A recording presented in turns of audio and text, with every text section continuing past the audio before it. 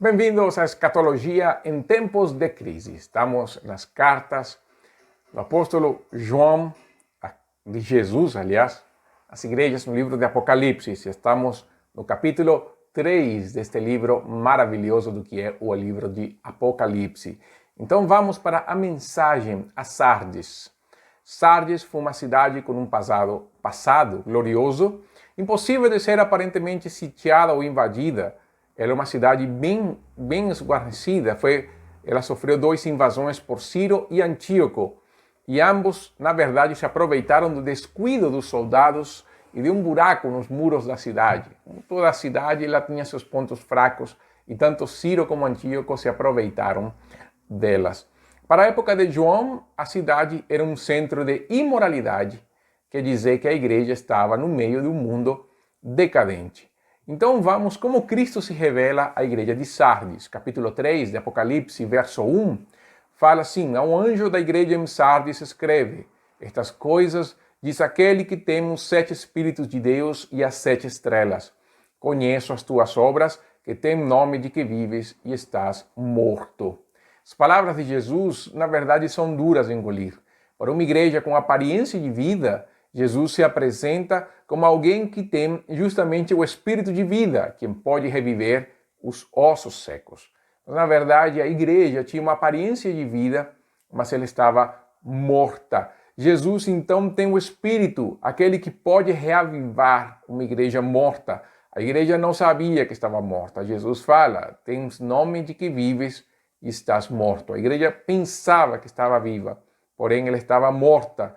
Então, diferente de outras igrejas, diferente das outras até agora, esta igreja começa então com as falhas, as coisas más da igreja. E por isso nós vamos inverter a ordem que nós comumente estamos. Começamos com as coisas boas para seguir com as coisas más, mas neste caso, seguindo a ordem do texto, começamos com as coisas más para continuar com as coisas boas.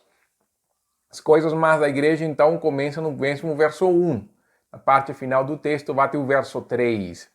Quando Jesus fala assim: conheço as tuas obras, que tens nome de que vives e estás morto. Sê vigilante e consolida o resto que estava para morrer, porque não tenho achado íntegras as tuas obras na presença do meu Deus. Lembra-te, pois, de que tens recebido e ouvido, guarda-o e arrepende-te. Porquanto, se não vigiares, virei como ladrão, e não o conhecerás de modo algum em que hora virei contra ti. Sardes era uma igreja, como eu falei, viva em aparência, mas na verdade tudo estava morrendo. Aparentemente estava viva, a sociedade percebia que como uma igreja viva, a própria igreja achava que era uma igreja viva, mas eles estavam mortos pela impiedade, mortos pela imoralidade. Não havia falso ensino, não havia heresia, era um problema da própria prática de vida cristã. Eles tinham morrido, sem heresia, sem nada, simplesmente deixaram que as coisas acontecessem, que o pecado entrasse na igreja, e aos poucos eles foram morrendo. É como quando você desliga um ventilador. O motor está desligado, mas ele continua girando, mas cada vez você vai sentindo que o ar vai circulando menos, até o momento que o próprio atrito faz ela se deter. A igreja estava nesse processo também. Então era uma igreja de fachada, sem a vida do Espírito. O chamado de Cristo, então, é para manter a vigilância e fortalecer o pouco que ainda restava. Como numa batalha, Jesus está pedindo que a guarda não diminua, que eles preservem aquilo que tinham tomado ainda. A igreja deve perseverar, olhar para uma fé bíblica, assim como Jesus, que deveria ser nossa atitude. Jesus fala isso justamente em Mateus 24. Jesus fala que a nossa vida deve ser uma vida de perseverança. Mateus 24, dos versos 42 ao 44, Jesus falou isso. Falou: portanto, vigiai, porque não sabeis em que dia vem o vosso Senhor. Mas considerai isto: se o pai de família soubesse a que hora viria o ladrão, vigiaria e não deixaria que fossem arrombada a sua casa. Por isso, ficai também vós apercebidos, porque a hora em que não cuidais, o Filho do Homem virá. Então, o chamado sempre de Jesus foi a perseverar e cuidar. Restaurar a igreja em base à instrução, à fé, o ensino, a oração e o discipulado, de acordo com o conselho de Paulo a Timóteo, na primeira carta de Timóteo, no capítulo 4, verso 13, Paulo escreve: até a minha chegada, aplica-te à leitura, à exortação, ao ensino. E na segunda carta, no capítulo 4, nos versos 2 e 5, Paulo fala: prega a palavra, insta, quer seja oportuno, quer não, corrige, repreende, exorta com toda longanimidade e doutrina, pois haverá tempo em que não suportarão essa doutrina. Pelo contrário, cercar-se-ão de mestres segundo as suas próprias cobiças, como que sentindo coceira nos ouvidos, e se recusarão a dar ouvido à verdade, entregando-se às fábulas. Tu, porém, se sobre em todas as coisas, suporta as aflições, faz o trabalho de um evangelista, cumpre cabalmente o teu ministério. A advertência de Jesus é o arrependimento, senão Jesus viria como ladrão nessa igreja e o juízo seria grande. É o verso 3, quando Jesus fala no capítulo 3 de Apocalipse. Lembre que esse é o nosso foco. Lembra-te, pois, do que tens recebido e ouvido, guarda-o e arrepende-te, porquanto, se não vigiares, virei como ladrão, e não conhecerás de modo algum em que hora virei contra ti. Devemos lembrar do que temos recebido, ouvido e guardado, que é o Evangelho da graça de Deus. Se não cuidarmos disso, podemos sofrer as consequências do nosso pecado. Por isso, mais uma vez, o chamado de Jesus é o arrependimento. Precisamos nos arrepender de termos sido coniventes com o mundo. Precisamos nos arrepender porque não temos impactado o mundo com o Evangelho. Precisamos nos arrepender porque não vencemos os nossos pecados. Precisamos nos arrepender porque procuramos a religiosidade antes de ter um relacionamento vivo com o Senhor. Então, essas são as coisas más e o chamado de Cristo ao arrependimento. Porém, e felizmente, a igreja tem coisas boas. Verso 4, você vê que é curto, não? Mas tem coisa boa. O verso 4, Jesus fala: tens contudo em Sardes umas poucas pessoas que não contaminaram as suas vestiduras e andarão de branco comigo, pois são dignas. Apesar da decadência espiritual da igreja, alguns serão fiéis, o que a Bíblia vai chamar do remanescente. Uma expressão muito comum na linguagem profética do Antigo Testamento.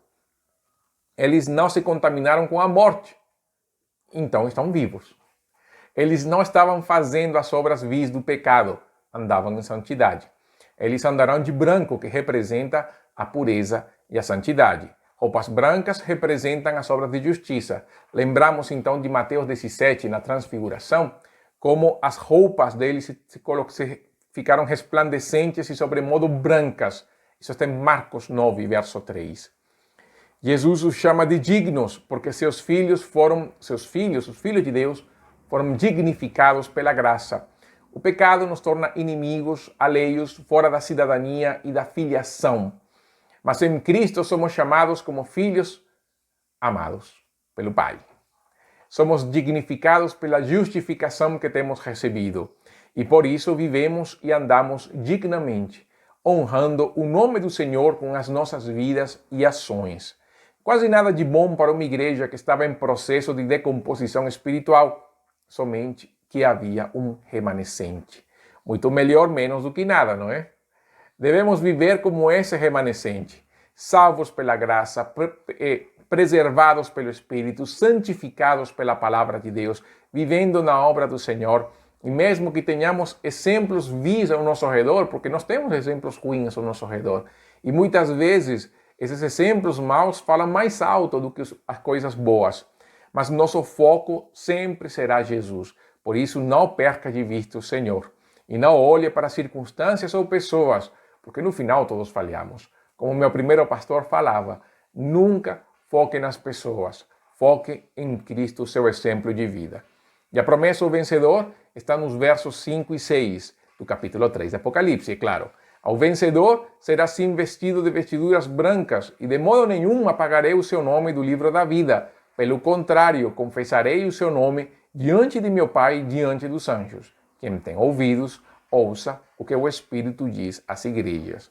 O vencedor, então, será santificado, selado pelo Espírito, e por causa de suportar a provação, seu nome será confessado pelo próprio Jesus perante o Pai e os anjos. Vocês lembram quando Jesus fala que aquele que me confessar diante dos homens, eu o confessarei diante do Pai. Jesus está reforçando sua palavra neste texto. Quando Jesus fala, não apagarei o seu nome do livro da vida, ele está reforçando que uma impossibilidade, a impossibilidade de que isso poderia acontecer. O que Jesus realmente está dizendo não é que o nome do livro da vida pode ser apagado. Ele está confirmando que ele fará, que ele, na verdade, preservará os seus santos. Em Êxodo, capítulo 32, no versos 32 e 33, o diálogo de Deus com Moisés após o bezerro de ouro, Moisés fala assim: agora, pois, perdoa-lhe o pecado, ou se não, risca-me, peço-te, do livro que escreveste. Então disse o Senhor a Moisés: riscarei do meu livro todo aquele que pecar contra mim. Esse livro de Êxodo não é o livro da vida do Apocalipse, mas é o livro do registro de vivos e mortos. É tipo cartório, como se fosse um cartório, aliás. O registro daqueles que viviam e que morriam. Então, fulano viveu, fulano morreu. É o registro próprio que até hoje é feito, não? Um registro, você tem um registro, você registra então a certidão de nascimento e depois você tem que registrar a certidão de óbito. Então é a mesma situação, é aquilo que Deus está usando para Moisés, é a figura de linguagem. Então, quem pecava morria, então o seu nome era riscado dos livros dos vivos. Isso também, essa figura está em Ezequiel capítulo 13, verso 9, quando fala que não serão inscritos nos registros da casa de Israel aqueles profetas que têm visões falsas e que adivinham mentira. Também está em Jeremias 22, 30. Assim diz o Senhor: registrai este como se não tivera filhos. Registrai como se não tivera filhos. Homem que não prosperará nos seus dias e nenhum dos seus filhos prosperará. Agora, o livro da vida está em Apocalipse capítulo 17, verso 8, quando fala assim: a besta que viste era e não é, está para emergir do abismo e caminha para a destruição, e aqueles que habitam sobre a terra, cujos nomes não foram escritos no livro da vida desde a fundação do mundo, se admirarão vendo a besta que era e não é, mas aparecerá. Então veja como o livro da vida, na verdade, os nomes daqueles que estão inscritos desde antes da fundação do mundo. Esse é o livro da vida. Jesus fala: aquele que está ali nunca será apagado. Por quê? Porque são meus, são santificados, são purificados. Lembra que Jesus falou: aquele que vier a mim, de maneira alguma o lançarei fora. Então, essa é a questão. Aquele que é fiel nunca poderá, eu posso repetir mais uma vez, nunca.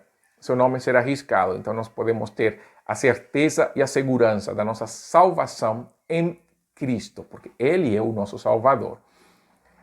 E Jesus fala que confessará diante do Pai. Já falei do texto de Mateus 10, 32. Então, nós precisamos fortalecer nossa vida no Senhor. No meio de tantas heresias, tanta imoralidade e pecado, nada melhor do que fortalecer a nossa vida em Cristo, firmar nosso coração na palavra de Deus, buscar na sua presença a força e o desejo de viver para seu louvor, entender que mesmo neste mundo pecador, há um remanescente salvo pela graça, sim, um remanescente que vive para Deus também, um remanescente um remanescente que é um número pequeno, porém é expressivo. Lembra Elias no Monte Sinai? Elias chegou e falou assim: Senhor, eu sou o único. E Deus falou assim: não, Elias, você não é o único, tem um remanescente. Então nós não podemos pensar que somos os únicos, mas ao mesmo tempo não podemos desistir da nossa caminhada por causa do pecado que olhamos ao nosso redor. Então permitamos que a palavra de Deus purifique nossa vida para que andemos dignamente de acordo com a vocação daquele que nos chamou das trevas para a sua maravilhosa luz. Essa é a mensagem da igreja de Sardes aqui em Escatologia em Tempos de Crise. Faltam 2 igrejas ainda por estudar, mas será numa próxima ocasião. Até então, inscreva-se no nosso canal, coloque as atualizações e fique sempre ligado para os próximos estudos de escatologia em tempos de crise, também dos outros estudos que temos que já estão feitos ou estão em andamento. Participe conosco aqui no nosso canal e que Deus abençoe sua vida. Isto foi Escatologia em tempos de crise.